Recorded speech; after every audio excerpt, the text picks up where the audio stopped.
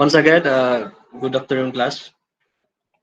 In this morning, we have topic classification of sentenced prisoners. Okay, so don't forget that we have general classification of prisoner. We have the detention prisoner, wherein the prisoner is not yet serving his sentence. For example, in the police unit, in the police law enforcement, like the suspect waiting for investigation, or uh, the respondent waiting under preliminary investigation in the prosecution, or in court, the accused waiting for trial or final judgment. Okay, so that is detention prisoner, meaning the person has not yet serving his sentence. While we have also sentenced prisoner. Okay, so that is the topic, the main topic of our discussion now. And of course, we have safekeeping prisoner, those person who may harm the public, and that we need to protect the community. That's why we confine, we imprison that person. Not because he is criminal, it is because he can bring danger to other people. But for the purpose of this discussion, we will be talking about classification of sentenced prisoner. Okay, sentenced prisoners. Okay, therefore, sentenced prisoners, these are convicted offender that is which are or having served their sentence.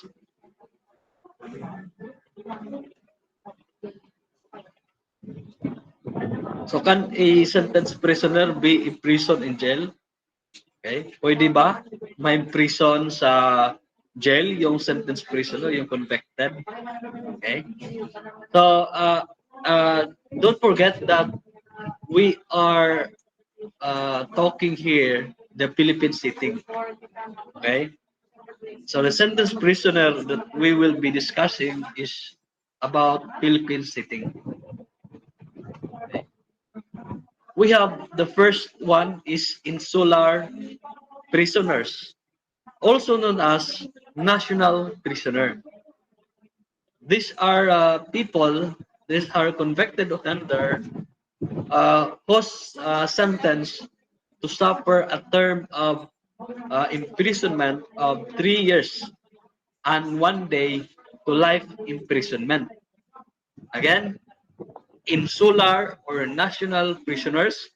These are convicted offender uh, whose sentence is to suffer a term of 3 years and 1 day to life imprisonment. Okay, so they are categorized or classified as insular prisoners, also known as national prisoners.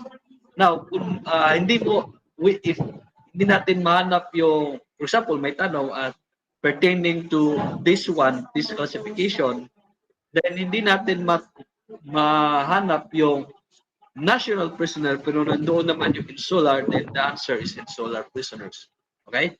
Insular prisoners, also known as national prisoners.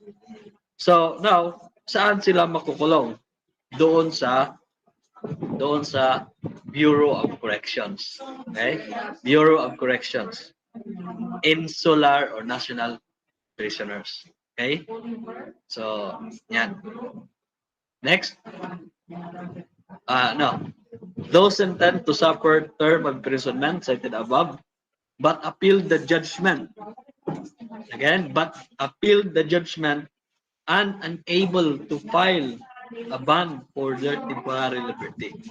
Okay, for example, in the RTC, okay, na-convict sila sa RTC, pero nag-appeal sa higher court, which is the Court of Appeals. Pero walang pagpiyansa. Saan sila ngayon makukulong? Doon sa national prison, which is the Bureau of Correction, categorized as national prisoners, also known as insular prisoners. Okay? The second one is we have provincial prisoners. Okay? So those persons sentenced to suffer a term of imprisonment from 6 months and 1 day to 3 years. So sa national prisoner, 3 years and 1 day to life imprisonment. Okay? So categorize sila as national prisoners.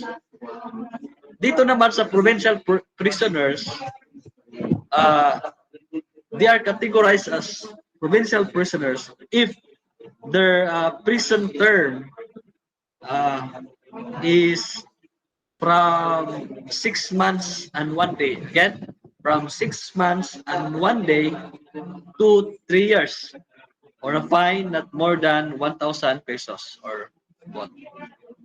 Those detained therein waiting for preliminary investigation of their cases recognizable by the RTC. Okay, so those accused uh, uh, waiting for uh, preliminary investigation that is under the jurisdiction of the regional trial court. Okay? Waiting, naghihintay pa lang sa preliminary investigation na matapos. Okay? And their case is under the jurisdiction of the regional trial court. Meaning, it is not within the jurisdiction of municipal trial court. Okay? So in that case, those accused or respondent may be imprisoned in or may be detained in provincial jail and classified as provincial prisoners. So saan sila makukulong? Sa provincial jail. So iba lang yung national prison or insular prison, which is the BUCOR, the Bureau of Correction. Iba rin din yung provincial jail. At yung nakakulong naman dyan is classified as provincial prisoners. That is, the prison term is from 6 months and 1 day to 3 years. Pag lumagbas ng 3 years, doon na yon sa national prison, categorized as national prisoner. Okay? Then we have city prisoners. Okay, so we have city prisoners. So those sentenced to suffer a term of imprisonment from 1 day to 6 years. From 1 day to 3 years, I mean. So from 1 day to 3 years, or a fine of uh, not more than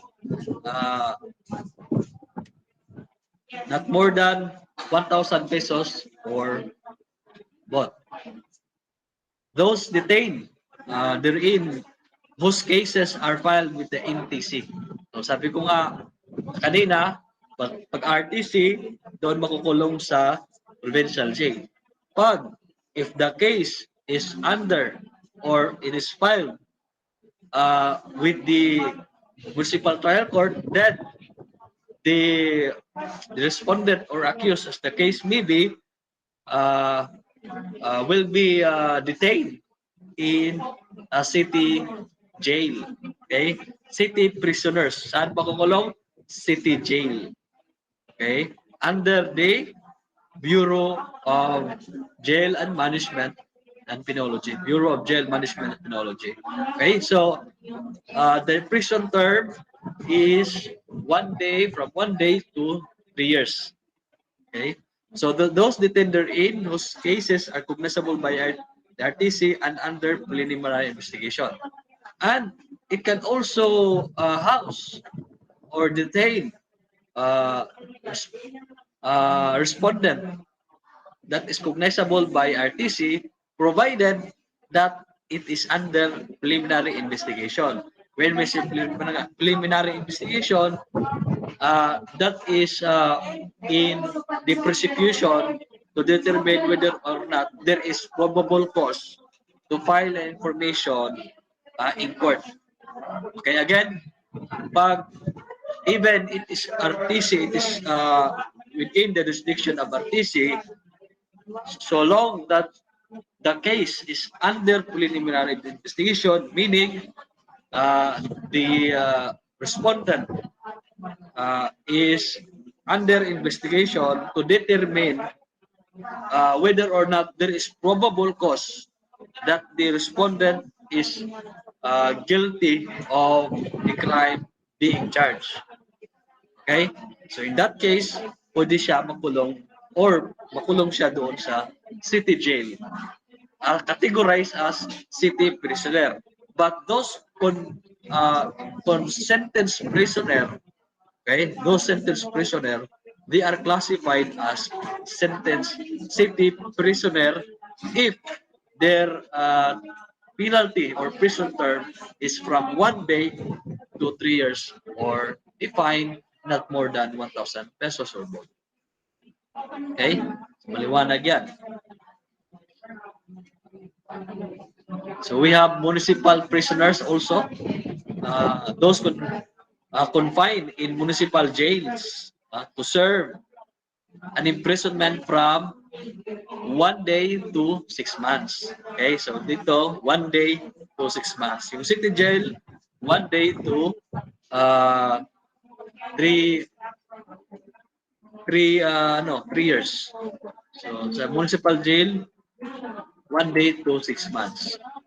Okay, those detained therein post trials of their cases pending with the MTC. Kahit hindi pa sila nasentensyahan, but if their cases is ongoing, awaiting trial, then they will be confined at the municipal jail. So, categorized as municipal prisoners. So, the determination of the classification whether or not you are a insular prisoner, you are a provincial prisoner, city and municipal prisoner is the length of term of imprisonment. Okay, so it depends on the penalty. So the penalty, we can determine what classification, classification of sentence prisoner you are uh, on the basis of the penalty or the length of service in the prison or in the penalty. Okay, so I hope you understand. Okay, so we have four classification of sentence prisoner: the insular prisoners, also known as national prisoners, provincial prisoners, uh, city, and municipal prisoners. Okay, so that's all. That's end this particular discussion.